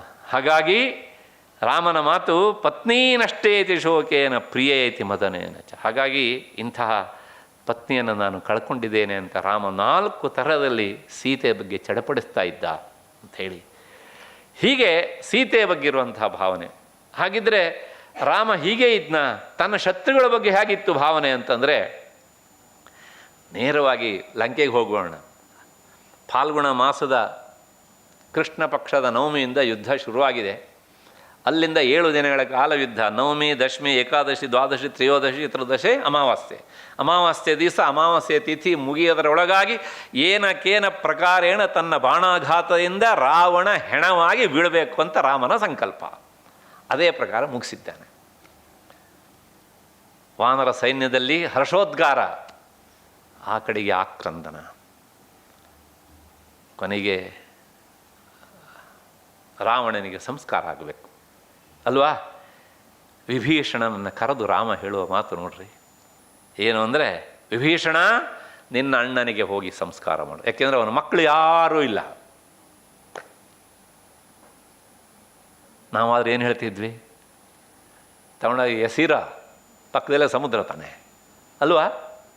ಆದರೆ ನಿನ್ನ ಅಣ್ಣನಿಗೆ ಸಂಸ್ಕಾರ ಮಾಡುವಂದ. ವಿಭೀಷಣ ಹೇಳ್ತಾನೆ, ನಾನು ಮಾಡೋದಿಲ್ಲ. ಯಾಕೆ ಅಂದರೆ, ತಪ್ಪು ತಿಳ್ಕೊಳ್ಬೇಡಿ, ನನ್ನ ಅಣ್ಣ ಮಾಡಿದಷ್ಟು ಅನಾಚಾರವನ್ನು ಪ್ರಪಂಚದಲ್ಲಿ ಯಾರೂ ಮಾಡಲಿಲ್ಲ ಅಂದ ಅವನು. ಅದೇನು ಅಂದರೆ, ಈ ಅರಮನೆಯಲ್ಲಿದ್ದವರೆಲ್ಲ ಯಾರು? ಎಲ್ಲ ನನ್ನ ಅಣ್ಣ ಎತ್ತಾಕೊಂಡು ಬಂದವರಲ್ವಾ? ಇಂಥವ್ರಿಗೆ ನಾನು ಸಂಸ್ಕಾರ ಮಾಡಬೇಕು ಅಂದ. ಮಾಡೋದಿಲ್ಲ ಅವನಿಗೆ. ವಿಭೀಷಣನ ಮಾತು ಸತ್ಯ ಇತ್ತು. ಆದರೆ ಈ ಮಾತನ್ನು ಕೇಳಿದರೆ ನಾವು ಸಹ ಹೌದು ಅವನು ಹೇಳಿದ್ದು ಹಾಗೆ ಇವನಿಗೆ ಆ ಸಂಸ್ಕಾರ ಮಾಡಬೇಕು ಅಂತ ಅನ್ನಿಸ್ತಿತ್ತು ಪ್ರಾಯಶಃ. ಆದರೆ ಹೇಳ್ತಾ ಇರುವ ವ್ಯಕ್ತಿ ಯಾರು? ರಾಮ. ಅವನು ಹೇಳ್ತಾನೆ, ಮರಣಾಂತಾನಿ ವೈರಾಣಿ ನಿವೃತ್ತಂ ನಃ ಪ್ರಯೋಜನಂ ಕ್ರಿಯತಾಮಸ್ಯ ಸಂಸ್ಕಾರ ಮಮಾಪ್ಯೇಷ ಯಥಾ ತವ. ವಿಭೀಷಣ ಒಬ್ಬ ವ್ಯಕ್ತಿಯ ಮೇಲೆ ಎಲ್ಲಿಯವರಿಗೆ ದ್ವೇಷ ಸಾಧಿಸೋದು? ಅವನ ಉಸಿರಿರುವವರೆಗೆ ದ್ವೇಷ ಸಾಧಿಸು, ಬೇಡ ಅಂತ ಹೇಳೋದಿಲ್ಲ. ಈಗ ನಿನ್ನ ಅಣ್ಣನನ್ನು ನಾನೇ ಸಾಯಿಸ್ತಿದ್ದೇನೆ, ಆದರೆ ಆ ಸತ್ತ ಹೆಣದ ಮೇಲೆ ನಾನು ಬಾಣ ಪ್ರಯೋಗವನ್ನು ಮಾಡಬಾರದು. ಯಾಕೆ ಕೇಳಿದರೆ, ನಿನ್ನ ದ್ವೇಷ ಇರುವುದು ಈ ಡೆಡ್ ಬಾಡಿ ಮೇಲೋ ಅಥವಾ ಅವನಲ್ಲಿರುವಂತಹ ಆ ಜೀವಾತ್ಮನ ಮೇಲಾಗಿತ್ತು, ಅವನ ಸ್ವಭಾವದ ಮೇಲಾಗಿತ್ತು. ಉತ್ತರ ಹೇಳೋದು ಕಷ್ಟ ಅಲ್ವಾ? ಹಾಗಾಗಿ ಶವ ಯಾರಿಗೂ ಏನೂ ಅನ್ಯಾಯ ಮಾಡೋದಿಲ್ಲ. ಅದು ಅಲ್ಲಿರೋದು ಅವನ ಶವ, ರಾವಣ ಅಲ್ಲ ಅಲ್ವಾ? ಈಗ ಯಾರು ಕೇಳಿ ನೀವು ರಾವಣ ಅಂತ ಹೇಳ್ತಾರಾ? ಇದೇನು, ಅದು ರಾವಣನ ಶವ. ಹಾಗಿದ್ರೆ ಶವದ ಮೇಲೆ ನಿನಗೆ ಯಾಕೆ ಕೋಪ ಅಂತಾನೆ ರಾಮ. ಅವನ ಸ್ವಭಾವ ಸತ್ತು ಹೋಗಿದೆ. ಈಗ ಆ ಸ್ವಭಾವವನ್ನು ದ್ವೇಷ ಮಾಡೋಕ್ಕಾಗಲ್ಲ, ನಿನ್ನ ಕಣ್ಣಿಗೆ ಕಾಣ್ತಾ ಇಲ್ಲ ಅದೀಗ. ಆದ್ದರಿಂದ ನೀನು ಇವನಿಗೆ ಸಂಸ್ಕಾರ ಮಾಡ್ತೀಯೋ ಇಲ್ವೋ ಅಂದ. ಹೇಳು, ಮಾಡಲಿಕ್ಕೆ ಆಗದೆ ಇದ್ರೆ ಹೇಳು. ಕ್ರಿಯತಾಮಸ್ಯ ಸಂಸ್ಕಾರ ಮಮಾಪ್ಯೇಷ ಯಥಾ ತವ. ಅಂದರೆ ನೀನು ಇವನಿಗೆ ಸಂಸ್ಕಾರ ಮಾಡದೇ ಇದ್ದರೆ ನಾನು ಅವನಿಗೆ ಸಂಸ್ಕಾರ ಮಾಡ್ತೇನೆ. ಯಾರು ಹೇಳಿದ ಮಾತಿದು? ರಾಮ. ಯಾರ ಬಗ್ಗೆ? ಪ್ರಾಯಶಃ ರಾಮನಿಗೆ ಮಾಡಿದ ಇಂಥ ಪರಮ ಅನ್ಯಾಯವನ್ನು ಯಾರೂ ಮಾಡಲಿಲ್ಲ. ಆದರೆ ಅವನ ಬಗ್ಗೆ ರಾಮ ಹೇಳ್ತಾ ಇರುವಂಥ ಮಾತು, ನೀನು ಮಾಡದೇ ಇದ್ದರೆ ನಾನೇ ಅವನಿಗೆ ಸಂಸ್ಕಾರವನ್ನು ಮಾಡ್ತೇನೆ. ಅದನ್ನು ಹೇಳಿ ಒಂದು ಮಾತನ್ನು ಹೇಳ್ತಾನೆ ರಾಮ, ನಿವೃತ್ತಂ ನಃ ಪ್ರಯೋಜನಂ. ಅಂದರೆ ನನಗೆ ಏನು ಪ್ರಯೋಜನ ಆಗಬೇಕು ಅದಾಯಿತು ಅಂತ ಮೇಲ್ನೋಟದ ಅರ್ಥ. ಹೀಗೆ ಹೇಳಿದ್ರೆ ನಾವು ಏನು ತಿಳ್ಕೊಳ್ತೇವೆ? ಸೀತೆ ಸಿಕ್ಕಿದ್ಲು, ರಾಮನಿಗೆ ಪ್ರಯೋಜನ ಆಯಿತು ಅಂತ. ಅಲ್ಲ, ಇದಿಷ್ಟೇ ಅರ್ಥ ಅಲ್ಲ, ಇದು ಹೌದು. ಆದರೆ ಇದ್ರೊಳಗೆ ಇದ್ರ ಹಿಂದೆ ಒಂದು ಅರ್ಥ ಉಂಟು. ರಾವಣನ ಮರಣದೊಂದಿಗೆ ನಹ ಪ್ರಯೋಜನಂ ನಿವೃತ್ತಂ. ನಾನು ಯಾವ ಉದ್ದೇಶದಿಂದ ಇಲ್ಲಿ ಅವತಾರವನ್ನು ಎತ್ತಿದ್ನೋ ಹಿಂದೆ, ಹಿರಣ್ಯಾಕ್ಷ ಹಿರಣ್ಯಕಶಿಪವರ ವಧೆಗೆ, ರಾವಣ ಕುಂಭಕರ್ಣರ ವಧೆಗೋಸ್ಕರ ಈ ಅವತಾರವನ್ನು ಎತ್ತಿ ಬಂದಿದ್ದೇನಲ್ಲ, ಈ ಅವತಾರದ ಉದ್ದೇಶ ನಿವೃತ್ತಂ, ಮುಗೀತು. ರಾಮನ ಚರಮ ಪರಮ ಲಕ್ಷ್ಯವೇ, ಅವತಾರದ ಲಕ್ಷ್ಯವೇ ಏನಾಗಿತ್ತು? ರಾವಣನ ಹನನ. ಅದಕ್ಕೋಸ್ಕರ ಇವತ್ತು ಆ ಕೆಲಸ ನಾನು ಮಾಡಿದಂತೆ ಆಗಿದೆ. ಹಾಗಾಗಿ ನೀನು ಸಂಸ್ಕಾರ ಮಾಡ್ತೀಯೋ ಇಲ್ಲೋ, ಮಾಡದೇ ನಾನು ಮಾಡ್ತೇನೆ ಅಂತ ಹೇಳುವ ರಾಮ, ಅವನು ಹೇಗೆ ಎಷ್ಟು ಎತ್ತರದ ವ್ಯಕ್ತಿಯಾಗಿ ನಿಲ್ತಾನೆ. ನಾವಾದರೆ ಈ ಕೆಲಸ ಮಾಡ್ತಿದ್ವಾ? ಅಷ್ಟೇ ಅಲ್ರಿ, ಕೊನೆಗೆ ತನಗೋಸ್ಕರ ಯಾರ್ಯಾರು ಈ ಯುದ್ಧದಲ್ಲಿ ಮಡಿದಿದ್ದಾರೋ ಅವರ ಯಾವ ದೇಹವನ್ನೂ ಸಹ ಹಾಗೆ ಎಸೆಯಬಾರದು ಅಂತಾನೆ ರಾಮ. ರಾವಣ ಏನು ಮಾಡ್ತಿದ್ದ? ತನ್ನ ಕಡೆ ಸೈನಿಕರು ಯಾರ್ಯಾರು ರಾಕ್ಷಸರು ಮಡಿತಾರೋ ಅವ್ರ ದೇಹವನ್ನೆಲ್ಲ ಎತ್ತೆತ್ತು ಸಮುದ್ರಕ್ಕೆ ಹಾಕಿ ಅಂತಿದ್ದ. ಯಾಕೆಂದರೆ ಆ ಹೆಣ ರಾಶಿಯನ್ನು ನೋಡಿದರೆ, ಅದನ್ನು ನೋಡಿ ಯುದ್ಧಕ್ಕೆ ಹೋಗೋವರಿಗೆ ಮೊದಲೇ ಜಂಗಬಲ ಏನಾಗುತ್ತೆ? ಹುಡುಗ ಹೋಗ್ಬಿಡುತ್ತೆ. ನಾನು ಈ ರಾಶಿಗೆ ಸೇರುವವನೋ ಏನೋ, ನಾನು ಬದುಕು ಬರ್ತೇನೆ ಎಂದು ಏನು ಗ್ಯಾರಂಟಿ? ಇಷ್ಟ ಜನ ಸತ್ತ ಮೇಲೆ ನಾನು ಸಾಯೋದು ಗ್ಯಾರಂಟಿ ಯುದ್ಧದಲ್ಲಿ ಅಂತ ಹತಾಶರಾಗಿ ಹೋಗ್ತಾರೆ, ಸತ್ತೇ ಬಿಡ್ತಾರೆ. ಹಾಗಾಗದೇ ಇರಲಿ ಅಂಥೇಳಿ ಈ ರಾವಣನ ಸೈಕಾಲಜಿ ಅದು ತಗೊಂಡು ಎಲ್ಲನೂ ಸಮುದ್ರಕ್ಕೆ ಬಿಸಾಡಿ ಅಂದ. ರಾಮ ಹೇಳಿದ, ನನ್ನ ಕಡೆ ಯಾವುದೇ ಒಂದು ಸಾಮಾನ್ಯ ಕಪಿ ಸತ್ರು ಸಹ ಅದನ್ನು ಹಾಗೆ ಇಡಬೇಕು ಅಂಥೇಳಿ. ಕೊನೆಗೆ ಆಂಜನೇಯ ಆ ವಿಶಲ್ಯಕರಣಿ ಸಂಧಾನಕರಣಿ ಅಂತ ತರ್ತಾನಲ್ಲ, ಅದನ್ನು ತಂದಾದ್ಮೇಲೆ ಎಲ್ಲರ ಮೇಲೂ ಹಾಯಿಸ್ಕೊಂಡ್ಬಿಟ್ಟ ರಾಮ. ಎಲ್ಲರೂ ಬದುಕು ಬಂದರು. ಆಶ್ಚರ್ಯ ಅಂದರೆ ಅದು ರಾಮನ ಸೈಕಾಲಜಿ, ಇದು ರಾವಣನ ಸೈಕಾಲಜಿ. ಹಾಗಾಗಿ ಎಷ್ಟಂದ್ರೂ ಸಹ 10 ತಲೆ ಇದ್ರೆ ಆಗಲಿಲ್ಲ ರೀ. ಆ 10 ತಲೆಗಳಿಗೆ ಯಾವ್ದಾದ್ರು ಒಂದು ತಲೆಯೊಳಗಾರು ಸರಿಯಾದ ಬುದ್ಧಿ ಇರಬೇಕು ಅಲ್ವಾ? ಆದ್ದರಿಂದ ನಿವೃತ್ತಂ ನಃ ಪ್ರಯೋಜನಂ ಅಂತ ಹೇಳಿದಾಗ ಕೊನೆಗೆ ವಿಭೀಷಣ ಆ ರಾವಣನಿಗೆ ಸಂಸ್ಕಾರವನ್ನು ಮಾಡ್ತಾನೆ. ಏನಿದ್ರೂ ಸಹ ನಮ್ಮನ್ನು ಕಾಡುವ ಒಂದು ಪ್ರಶ್ನೆ, ಇಷ್ಟೆಲ್ಲ ದೊಡ್ಡ ವ್ಯಕ್ತಿ ರಾಮ, ಆದರೂ ಸಹ ಇಂಥವನೂ ಸಹ ವನವಾಸ ವಿಧಿಯನ್ನು ಕೈಗೊಳ್ಳೋ ಸಂದರ್ಭ ಬಂತ ಅಂತ ಕೇಳಿದರೆ, ಒಬ್ಬ ಪುಣ್ಯಾತ್ಮನು ಒಂದು ಮಾತು ಹೇಳಿದ್ದಾರೆ. ಆ ಮಾತಿನೊಂದಿಗೆ ನನ್ನ ವಿಷಯವನ್ನು ಮುಗಿಸ್ತೇನೆ. ಹೀಗುಂಟು, ಜಾಮಾತಾ ಪುರುಷೋತ್ತಮಸ್ಸ ಭಗವಾನ್ ಲಕ್ಷ್ಮೀ ಸ್ವಯಂ ಕನ್ಯಕಾ ದೂತೋ ಯಸ್ಯ ಬಭೂವ ಕೌಶಿಕ ಮುನಿ ಯಜ್ವಾವಸಿಷ್ಠ ಸ್ವಯಂ ದಾತಾ ಶ್ರೀಜನಕಃ ಪ್ರದಾನ ಸಮಯೇ ಏಕಾದಶಸ್ಥಾಗ್ರಹಾಃ ಕಿಂ ಬ್ರೂಮೋ ಹತ ದುರ್ವಿಧೇಃ ವಿಲಸಿತಂ ರಾಮೋಪಿ ಯಾತೋ ವನಂ ಕಿಂ ಬ್ರೂಮೋ ಹತ ದುರ್ವಿಧೇಃ ವಿಲಸಿತಂ ರಾಮೋಪಿ ಯಾತೋ ವನಂ. ಇಡೀ ರಾಮಾಯಣದಲ್ಲಿ ಒಂದು ಕಣ್ಣಿಗೆ ಕಾಣಿಸದೇ ಇರುವಂತಹ ವಿಧಿ ಕೈವಾಡ ಅನ್ನೋದು ಒಂದು ಉಂಟು ಅನ್ನೋದನ್ನು ಒಬ್ಬ ಕವಿ ಹೇಳ್ತಾನೆ. ಯಾಕೆ ಅಂತಂದರೆ ನೋಡಿ, ಸ್ವತಃ ರಾಮನ ವ್ಯಕ್ತಿತ್ವ ಅಂದರೆ ಏನಪ್ಪ? ನಾವು ನೀವು ತಿಳಿದ ಹಾಗೆ ರಾಮ ಕೇವಲ ದಶರಥ ಕೌಸಲ್ಯ ಮಗ ಅಷ್ಟೇ ಅಲ್ಲ. ಜಾಮಾತ ಅಳಿಯ ಯಾರು ಅಂದರೆ ಮದುವೆ ಸಂದರ್ಭದಲ್ಲಿ ಪುರುಷೋತ್ತಮ. ರಾಮ ಈಸ್ ನಥಿಂಗ್ ಬಟ್ ಪುರುಷೋತ್ತಮ, ಅವನೇ ಪುರುಷೋತ್ತಮನೇ. ಅದಾದಮೇಲೆ ಅವನ ಪತ್ನಿ ಆಗೋಳು ಯಾರು ಕೇಳಿದರೆ ಲಕ್ಷ್ಮೀ ಸ್ವಯಂ ಕನ್ಯಕ. ಲಕ್ಷ್ಮಿಯೇ ಅವನ ಪತ್ನಿ ಅಂದರೆ ಲಕ್ಷ್ಮೀನಾರಾಯಣರು. ಸರಿ, ಇಂಥವರಿಗೆ ಮದುವೆ ಮಾಡಿಸಿದವರು ಯಾರು ಅಂತಂದರೆ ದೂತೋ ಯಸ್ಯ ಬಭೂವ ಕೌಶಿಕ ಮುನಿ. ಸ್ವತಃ ವಿಶ್ವಾಮಿತ್ರ ಮಹರ್ಷಿಗಳು ನಿಂತು ಮದುವೆ ಮಾಡಿಸಿದ್ದಾರೆ. ವಸಿಷ್ಠರು ಮತ್ತು ಶತಾನಂದ ಪೌರೋಹಿತ್ಯ ಮಾಡಿಸಿದ್ದಾರೆ.